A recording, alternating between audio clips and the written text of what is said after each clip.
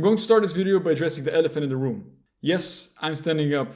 I know game developers usually are sitting down, but it's actually quite nice. You should give it a try. Anyways, I hate horror games. In fact, I hate everything horror related. From movies, to shows, to stories, to books, you name it, I'm probably terrified of it. However, it is Halloween season, which means that all of my friends are either watching or playing horror content, and I kind of feel left out being the biggest in the group. So this year I decided to do something about it in the only way that I know. I will turn my apartment into the most horrific VR gaming experience I can imagine, and then try and beat it without removing my headset, with one goal in mind. Face my true fears and overcome them so I can finally be free from my long-lasting phobia. Will this experiment make me the man that I'm supposed to be and not act like a child when the lights turn off? Or will it go so bad that I'm going to develop a literal phobia from my own living space? Let's find out.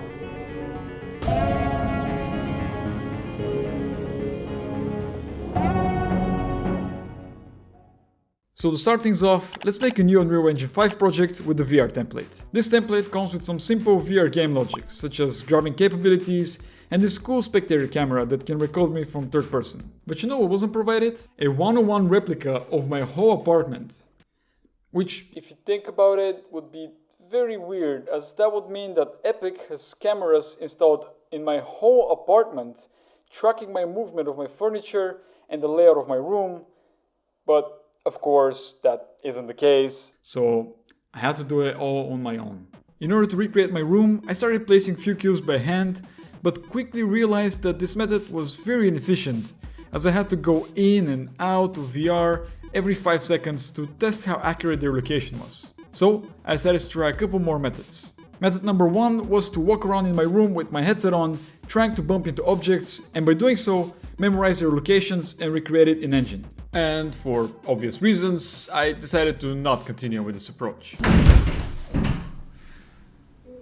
Method number 2 was to measure the room in my own height by laying on the floor and using my body as a measurement tool.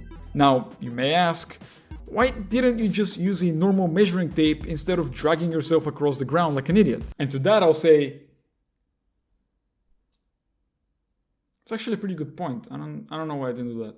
My final method was to bring the Unreal Engine mannequin to my own height and then use that to check if the locations of all furniture is exactly the same as in real life. This method essentially showed me how accurate my recreation was, and once I was done with it, I officially had recreated my own room in Unreal Engine 5. Now that I was done with the blockout, I looked up online for a couple of more assets that I could use to dress it up. I found this furniture pack that was perfect for my case and distributed all the models in the correct sizes. It honestly worked very well. The apartment developed this old abandoned house style, which definitely added to the creepiness of the game. My last bit of setup was to turn all lights off in the room so it's as horror-like as possible. But right now you can't see if the lights are off, so I opened Blender and made a flashlight. I gave it some logic to turn off and on, and also added battery life so you can't keep it on at all times, forcing you to sometimes turn it off and embrace the dark. With that done, I was finally ready for the first lights off test. Oh, that's actually so creepy.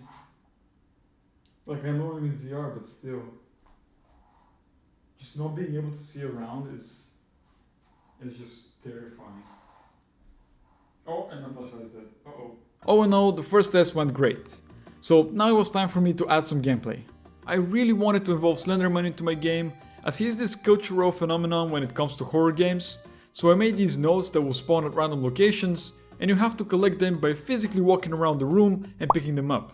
Once you collect 5, the lights will turn back on and you will complete the game. I also wrote a little script to get all the names of my current subscribers, put them in an Excel sheet, and then made a randomizer to display random names on each node. I really like integrating my audience in these games, so if you want to be part of my future projects, all you have to do is subscribe. I'm trying to get to 1000 by the end of the year. It is pretty ambitious, but this will help me a lot. Alright, we have a goal, but right now there really is no danger. You can just walk around and collect nodes peacefully. So I decided to add another horror game reference to the mix, which was Five Nights at Freddy's, and to be more specific, the Plush Baby Darkrooms minigame. In case you don't know, in this game dolls appear in the room and you have to use your flashlight to get rid of them. For the doll model, I wanted to keep the Slenderman aesthetic, so I modeled him in Blender and gave him some animations from my favorite website on the internet, Mixamo. After that, I placed him in Engine and made him spawn at random times in random locations across the room. To amplify his appearance, I also added some horror sound effects that will play once he spawns, which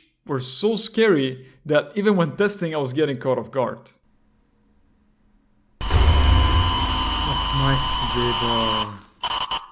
Next up, I made it so that you can use your flashlight to get rid of him once he appears, but if you fail to do so in time, I generated an AI image of Slenderman that will appear and give you another jump scare. As a final touch, I made a start game button that will turn the lights off, spawn the nodes, and allow Mr. Slender to access my room whenever he wants to. Now that this was done, we had the full experience ready, and all that was left was for me to put on the headset and finally face my fears. Alright, today is the day that I'll be playing the game. So this will be actually my first time in pitch black darkness where Slender is gonna be spawning everywhere and I have to be, of course, flashing my light to him. This is probably like my first or second time playing a horror game. And it's in my room. Which makes it better, it also kinda makes it worse, not gonna lie. Let's get this over with. 3, 2, 1, let's go. Okay. Oh my god, this is horrible. Alright, there's one down there. I guess I gotta go for that one. Where? Where's the diner? Okay. Dining table is what I meant, but oh my god. During the first run, I was struggling to move since in the dark, I didn't really trust the room layout as much, even though it was close to perfect. I also kept on dropping the flash at the most horrible times possible, probably because I was feeling very anxious. Just gotta get this. Oh no, I dropped the flash. Oh no. Oh, that's a bad time to drop it. Come on.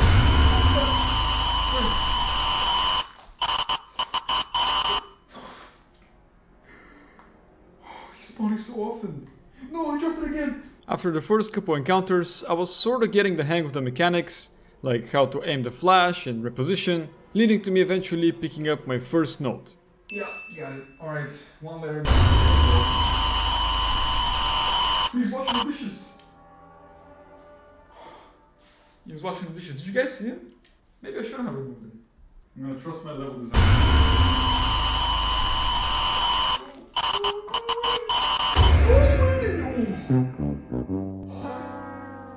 I hate this, bro.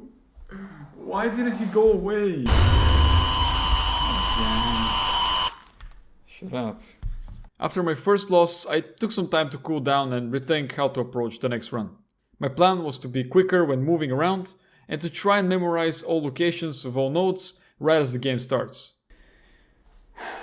Alright, let's go. Trust the level design.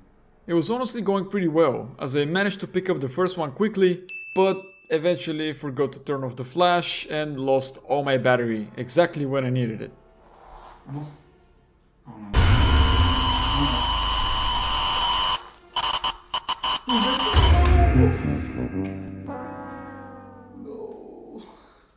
My battery died.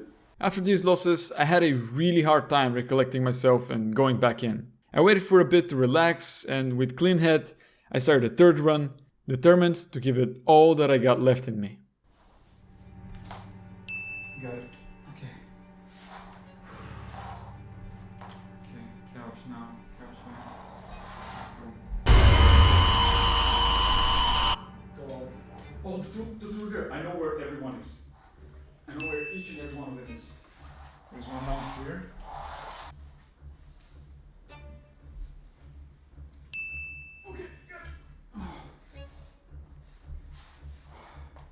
Okay, I know that three of them are right there. There's two.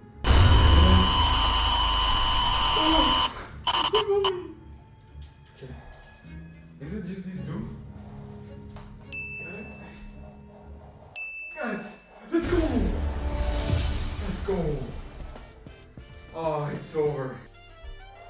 Let's go. That ending there was so terrifying. I'm exhausted. It was that intense. I'm exhausted. Slenderman though. Out of my place. I feel like he's just gonna appear there out of nowhere for some reason. And that was it. I finally battled my fears and beat the game after 4 tries.